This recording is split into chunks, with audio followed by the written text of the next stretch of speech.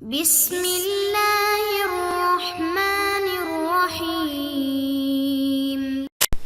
نحمده ونصلی ونسلم علی رسولہ الکریم اما بعد۔ ناظرین، امید ہے کہ آپ تمام احباب خیر و عافیت سے ہوں گے۔ آج تاریخی جغرافیہ کا سبق ہے اور مجموعی طور پر ہمارا سبق نمبر 45 ہے۔ آج ہم ایشیائی کوچک یعنی جس کو اناطولیہ بھی کہا جاتا تھا اور ترکی اس کو اناسول بھی کہتے تھے، اس کا ہم تاریخی جائزہ لیتے ہیں، اور آج کل جو ہے وہ موجودہ جو ترکی ہے اسے ہم تذکرہ کریں گے، اور انشاءاللہ پھر اس کے بعد ہم بر اعظم افریقہ کی طرف چلیں گے۔ یہ دیکھیں تو شمال میں آپ کو بلیک سی بحر اسود نظر آ رہا ہے، اور اس کے مغرب میں یہ بحر مرمرہ ہے، یہ جو ہے یہ بحر مرمرہ ہے، اور اس کے ساتھ پھر یہ نیچے ایجین ہے۔ تو جنوب میں یہ سارا یہ بحر متوسط ہے، اور اس کو جزیرہ نما کہتے ہیں چونکہ یہاں پہ بھی پانی ہے، اس طرف سے بھی اس کی پانی ہے، اس طرف سے بھی پانی ہے، اور یہ حصہ جو اس کا یہ خشکی کا ہے، اور اناطولیہ اناسول اس کو بھی کہتے ہیں۔ اور اس کی خصوصیت یہ ہے کہ یہ روس کی طرح یہ بھی بیک وقت دو براعظموں میں جو ہے وہ پایا جاتا ہے، اور براعظم ایشیا میں تو یہ سارا اس کا حصہ براعظم ایشیا میں ہے، یہ سارا سا براعظم ایشیا میں ہے، اور یہاں سے یہ درہ یہ اپنا باسفورس ہے، اور یہاں سے یہ جا کر یورپ کے ساتھ ملتا ہے، اور اس کے بعد یہ جو بحیرہ مرمرہ ہے، یہ بحیرہ اسود اور یہ بحیرہ مرمرہ یہ آپس میں یہاں سے درہ یہ جو ابنائے باسفورس اس سے ملتے ہیں، اور اس کے بعد یہ بحیرہ مرمرہ کے بعد یہ جو آگے باریک سا آپ کو پٹی نظر آ رہی ہے، تو یہ جو باریک پٹی ہے تو یہ اس کو درہ دانیال کہتے ہیں، اور یہاں سے بھی یہ اس کے ساتھ ملا ہوا ہے، پھر نیچے بحیرہ ایجین اور بحیرہ مرمرہ اس کے ذریعے سے آپس میں مل جاتے ہیں۔ تو یہ اس طریقے سے یہ جو اس کا حصہ یہ والا ہے یہ استنبول ہے، تو یہ والا جو حصہ ہے ترکی کا یہ یورپ میں ہے، اور باقی جو نیچے ہے یہ ایشیا میں ہے سارے کا سارا۔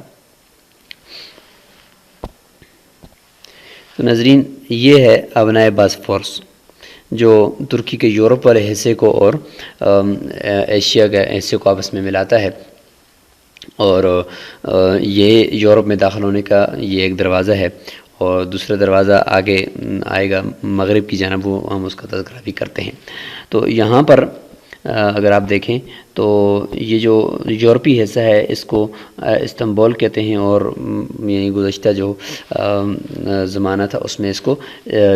قسطنطنیہ کہا جاتا تھا۔ تو یہ جو قسطنطنیہ ہے تو اس کے بارے میں حضور صلی اللہ علیہ وسلم نے خوشخبری دی تھی کہ جو اس کو فتح کرے گا، تو حضور صلی اللہ علیہ وسلم نے فرمایا کہ وہ آگے جو 3 قومیں ہیں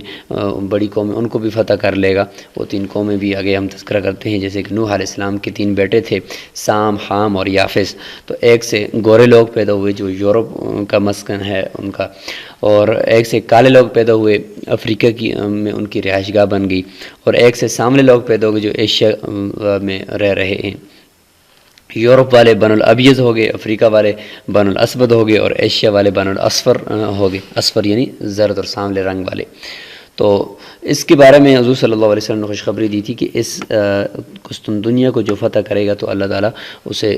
جو ہے وہ جنت نصیب فرمائیں گے، وہ جنتی ہوگا۔ تو اس کا جو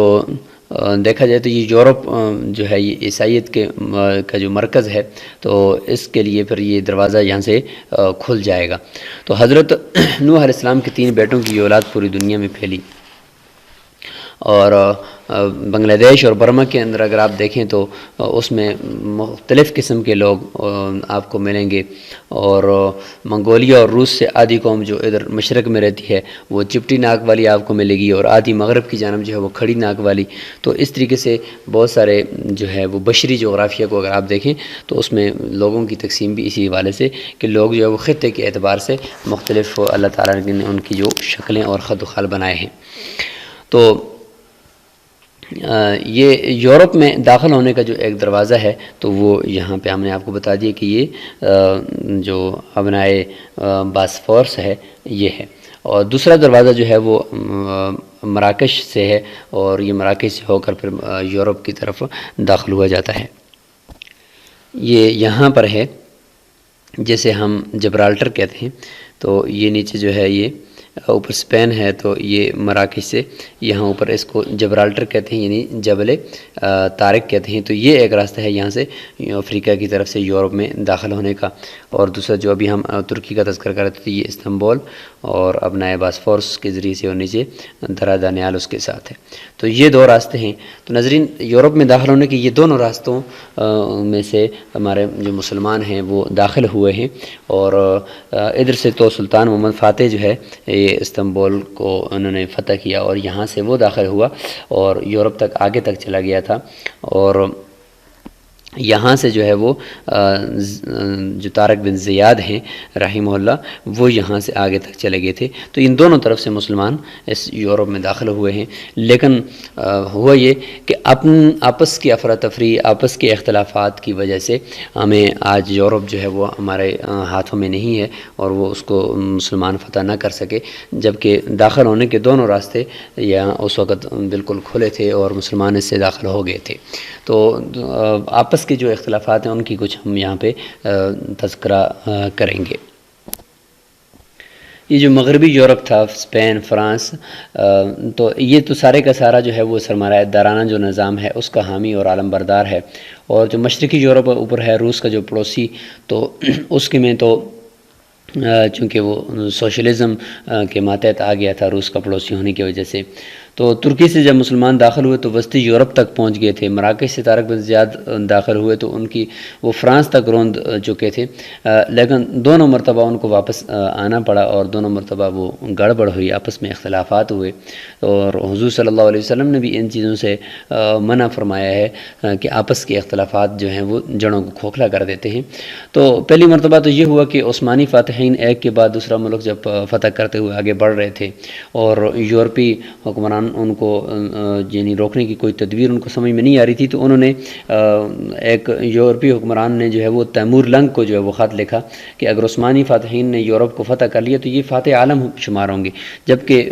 فاتح عالم تو آپ کو ہونا چاہیے، اور یہ تو سہرا آپ کے سر پہ سجنا چاہیے، تو یہ ایسا نہیں ہونا چاہیے، تو اس لیے آپ خود جو ہے اس یورپ کو آ کر فتح کر لیں۔ تو الغرض تیمور لنگ کا جو دماغ ہے وہ یورپ کے اسی حکمران نے خط لکھ کر خراب کر دیا کہ تم فاتح عالم ہو یا یہ سلطنت عثمانیہ والے فاتح عالم ہیں۔ تو خلافت عثمانیہ کا ایک حکمران تھا سلطان بایزید یلدرم، یہ انتہائی جفاکش، انتہائی بہادر، یلدرم کا معنی بھی بجلی ہے، یعنی اتنا عالی حوصلہ حکمران تھا کہ پورا یورپ مل کر اس سے لڑنے آتا تھا، اور انگلینڈ تک سارا یورپ مل کر اس سے لڑتے تھے، سب کے شہزادوں کو گرفتار کرتا، اور سب شہزادوں اور کمانڈروں کو قطار میں کھڑا کر کے پوچھتا تھا کہ کیا خیال ہے، تمہارے ساتھ کیا سلوک ہوگا؟ وہ کہتے تھے تم بہادر ہو اور بہادروں کی عزت کرتے ہو، تو یہ کہتا چلو جاؤ تیاری کرو اور صحیح طریقے سے جنگ لڑا کرو، یہ گرفتاریاں نہ دیا کرو، اور آئندہ مرتبہ دوبارہ لڑیں گے۔ تو اس طریقے سے ان کو واپس بھیج دیتا تھا، اور مردوں کی طرح لڑا کرو، اور جو عورتیں تمہارے ساتھ آئیں ان کا تو کم از کم خیال رکھ کے لڑا کرو کہ یہ تم کیا کرتے ہو۔ تو اس طریقے سے یعنی اتنا بہادر۔ اور بایزید نے قسطنطنیہ کا جو ہے وہ محاصرہ کیا ہوا تھا، یہ جو استنبول جہاں پہ آپ دیکھ رہے ہیں یہ قسطنطنیہ، اس کا محاصرہ کیا ہوا تھا، اور قریب تھا کہ وہ اسے فتح کر لیتا، تو اتنے میں تیمور لنگ آ پہنچا۔ تیمور لنگ کے حملے کی خبر سن کر اس کو واپس دوبارہ جو ہے وہ اس طرف ترکی آنا پڑا، اور تیمور لنگ نے ادھر سے ہندوستان فتح کر لیا تھا، اور اس کو چاہیے تھا کہ ہندوستان کے بعد چین جاتا، چین فتح کر لیتا، اور بایزید یلدرم یورپ فتح کر لیتا، پھر آپس میں دیکھ لیتے کہ فاتح عالم کون ہے، پھر اس کا مقابلہ کر لیتے۔ لیکن یہ کہ بیرونی سازشوں نے جو ہے وہ اور یورپ کے کچھ حکمرانوں نے اس کام کو کرنے نہیں دیا۔ تو تیمور لنگ بایزید سے لڑنے کے لیے چین چھوڑ کر ترکی آ گیا، اور بایزید کو پتہ چلا تو وہ بھی غیرت مند تھا، اس نے کہا چلو دو ہاتھ کر لیتے ہیں، کوئی بات نہیں ہے۔ البتہ غلطی یہ کی کہ جس دن جنگ ہونی تھی وہ یورپ سے واپس آیا اور خود اعتمادی کا مظاہرہ کرنے کے لیے شکار کے لیے چلا گیا، بایزید یلدرم. تو جو اس طرف سے تیمور کے سپاہی تھے وہ بڑے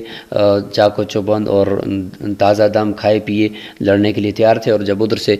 بایزید واپس آیا شکار سے تو اس نے کہا کہ میں تو بہت بہادر ہوں، لیکن یہ کہ خود اعتمادی کا مظاہرہ کرتے ہوئے وہ پہلے شکار کے لیے چلا گیا. تو واپسی پہ اس کے جو خود بھی اور اس کے جو سپاہی تھے وہ تھکے ماندے تھے، تو جنگ کرنے کے وہ قابل نہیں تھے. تو ترکی میں ایک جگہ ہے سمرنا، تو سمرنا کے میدان کو انہوں نے منتخب کیا اور انہوں نے کہا کہ چلو آج دیکھتے ہیں کہ فاتح عالم جو ہے وہ کون ہے. تو تیمور لنگ نے اور اس کی فوج نے ایک بہترین جگہ بھی سنبھال لی اور پہلے سے جا کر ایک جگہ پکڑ لی اور بہترین طریقے سے تازہ دم ہو گئے. اور بایزید کے جو لشکر ہے وہ تھکا ہوا تھا. اور ادھر جو ہے وہ مصیبت یہ ہوئی کہ یہ جو کچھ لوگ ہوتے ہیں جو تعصب پھیلاتے ہیں، تو انہوں نے اس طرح کیا کہ یعنی تیمور کے کچھ لوگوں نے ایسی خسیس قسم کی حرکت کی کہ بایزید کے لشکر میں آپس میں تعصب پھیلا دیا کہ یہ عثمانی ترک تھا اور چنگیزی قوم سے تعلق رکھتا تھا. تو بایزید کی فوج میں جو سپاہی کمانڈر اس کے چنگیزی کے بیچ سے تعلق رکھتے تھے، تو ان سے کہا کہ اس کے ساتھ مل کر لڑتے ہو، میرے ساتھ کیوں نہیں لڑتے. تو اس طریقے سے سپاہیوں کی ذہن کو اس نے خراب کیا. تو خلاصہ یہ کہ اس بایزید کی یعنی فوج میں جو تیمور کے قبیلے کے یعنی جو چنگیز کے قبیلے کے جو لوگ تھے، تو ان کو انہوں نے جب دیکھا کہ تیمور کا پلہ بھاری ہو رہا ہے تو وہ جو ہے وہ تیمور کے ساتھ ہو گئے اور بایزید کو چھوڑ دیا. بالآخر جو ہے بایزید جو ہے وہ اس کو قید کر دیا گیا، پنجرے میں قید کر کے لے گئے. اور آپس کی جو مخالفت ہے اس کی وجہ سے آج یورپ جو ہے وہ فتح نہ ہو سکا اور مسلمان آپس میں لڑنے لگ گئے. تو دوسری مرتبہ جب اس دروازے سے داخل ہوئے تو اس وقت بھی تقریباً اسی طرح کا معاملہ ہوا کہ طارق بن زیاد اور موسیٰ بن نصیر ان کا ارادہ تھا کہ یورپ کو مغربی جانب سے فتح کرتے ہوئے مشرق تک آ پہنچیں اور شام میں دارالخلافہ جو ہے دمشق سے زمینی رابطہ قائم کر لیں. تو انہوں نے پرتگال، اسپین، فرانس آدھا یہ فتح کر لیا تھا. آگے کیا رہ گیا تھا؟ تھوڑا سا تو یورپ تھا، تو یہ چھوٹا سا سوئٹزرلینڈ، آسٹریا، یہ وسطی یورپ تک پہنچ گئے تھے یہ لوگ. تو منصوبہ یہ تھا کہ یہاں سے یورپ کو فتح کر کے ادھر شام آ جائیں گے جہاں بنو امیہ کی حکومت تھی. تو طارق بن زیاد یہ کام کر سکتا تھا کیونکہ اس زمانے میں مسلمان بہت تازہ دم اور متحد اور اولو العزم تھے، جہاد کے خوگر اور جوان مرد قسم کے لوگ تھے، تو ان کے سامنے کوئی ٹھہر نہیں سکتا تھا. تو یہ طارق بن زیاد اور موسیٰ بن نصیر جو ہے یہ ولید بن عبد الملک کے کمانڈر تھے. تو اس کے انتقال کے بعد جو سلمان بن عبد الملک آیا تو اس نے کہا کہ میں اپنے نئے کمانڈر بھیجوں گا اور میں ان پرانے کمانڈروں سے فتح نہیں کرتا ہوں ان علاقوں کو. تو اس نے جب نئے کمانڈر بھیجنے کی ترتیب سوچی اور ان کو جب واپس بلا دیا طارق بن زیاد کو اور موسیٰ بن نصیر کو، تو اس صورت میں بھی کیونکہ دوسرے نئے کمانڈر ایسا کام تو نہیں کر سکتے، ہر وقت برابر تو نہیں ہوتا، تو اس لیے یہ یورپ فتح ہونے سے جو ہے وہ رہ گیا. تو یہ جو ہم ایشیا پڑھ رہے ہیں ناظرین، تو اس کا یہ آخری ملک جو ہے وہ ترکی تھا. تو اس کا آج ہم نے ایسا جو ہے یہ پڑھ دیا. یہ یورپ اور ایشیا دونوں میں چونکہ واقع ہے اور اس کا دارالحکومت پہلے یورپی حصے یعنی قسطنطنیہ میں تھا جس کا نام اسلامبول تھا اور اسلامبول کو پھر استنبول کر دیا گیا. تو مصطفیٰ کمال پاشا جو ہے یہ بہت خسیس قسم کا انسان تھا جو اس نے دارالحکومت جو ہے وہ فتح قسطنطنیہ کے بعد سے استنبول چلا رہا تھا. تو یہ خبیث نے دارالحکومت کو جو ہے وہاں سے ہٹایا اور انقرہ میں لے آیا، یعنی ایشیائی حصے میں لے آیا، کیونکہ استنبول میں مسجدوں کا شہر ہے، وہاں پہ فاتحین کا شہر ہے، ابو ایوب انصاری رضی اللہ عنہ کا شہر ہے، عثمانی سلاطین کی قبریں یہاں پر ہیں. جو بھی جو عثمانی سلطان آتا تھا تو وہ تبرکات نبویہ والے کمرے میں جا کر جھاڑو دیتا تھا. تو ابو ایوب انصاری رضی اللہ عنہ کی قبر پر اس کی عمارت ہوتی تھی، وہاں اس کو تلوار سجائی جاتی تھی. تو یہ ساری یادگاریں وہاں موجود تھیں. تو مصطفیٰ کمال ان یادگاروں سے ذہن ہٹانے کے لیے دارالحکومت کو انقرہ لایا اور اس نے دارالحکومت میں پابندی لگائی کہ مسجدیں نہیں بنائی جائیں گی. تو یہ ہمارا ایک بہت بڑا مسئلہ ہے ناظرین کہ باہمی اختلافات. تو اس نے 2 مرتبہ یورپ کو ہمارے ہاتھ سے نکال دیا اور اختلاف و افتراق اتنی بڑی بری چیز ہے کہ چاہے وہ ادارے کی سطح پر ہو، خانقاہ کی سطح پر ہو، مدرسے کی یا گھر کی سطح پر ہو، کسی بھی سطح پر ہو، جب اس کی بے برکتی سے شب قدر جیسی عظیم رات کو ہمارے اوپر سے اس کا تعین اٹھا لیا گیا تو اور بھی بہت ساری برکتیں اس سے روک جاتی ہیں. تو ہمیں اس سے بچنا چاہیے۔ تاریخ ہمیں یہی سبق دیتی ہے کہ ترکی اور انقرہ پر ایشیا کا جو تذکرہ ہے تو اس طریقے سے ہم آج اس کو مکمل کر رہے ہیں، تو یہ ہمیں ایک بہت بڑا سبق یہاں سے ملتا ہے۔ تو ناظرین، یہ کچھ سیٹلائٹ سے لی کی تصویر ہے استنبول اور جو ایشیا کا حصہ ہے اور یورپ کا حصہ اور جو ابنائے باسفورس ہے تو اس کے اوپر یہ یہاں پہ آپ دیکھ سکتے ہیں۔ اوپر جو ہے وہ بحیرہ اسود ہے اور نیچے بحیرہ مرمرہ ہے اور یہ درمیان میں ایک کینال ہے اور ساتھ جو ہے یہ ایک باسفورس آپ دیکھ سکتے ہیں۔ تو یہ بلیو ماسک استنبول میں یہ ایک بہترین قسم کی خوبصورت تاریخی مسجد ہے، اور یہ استنبول اور یعنی یورپ اور ایشیا کے حصے کو ملانے والا باسفورس پر یہ بہت ہی طویل اور خوبصورت یہ پل ہے۔ تو ناظرین، یہاں پر ہم براعظم ایشیا کو مکمل کر لیتے ہیں۔ تو یہ براعظم ایشیا کا یہ پورا جو حصہ تھا یہ مکمل ہو گیا، اور آخر میں کونے میں واقع یہ استنبول اور ترکی، اور ہم نے اس کا تذکرہ کر لیا۔ انشاءاللہ آگے ہم براعظم افریقہ کی طرف چلیں گے۔ السلام علیکم ورحمۃ اللہ وبرکاتہ۔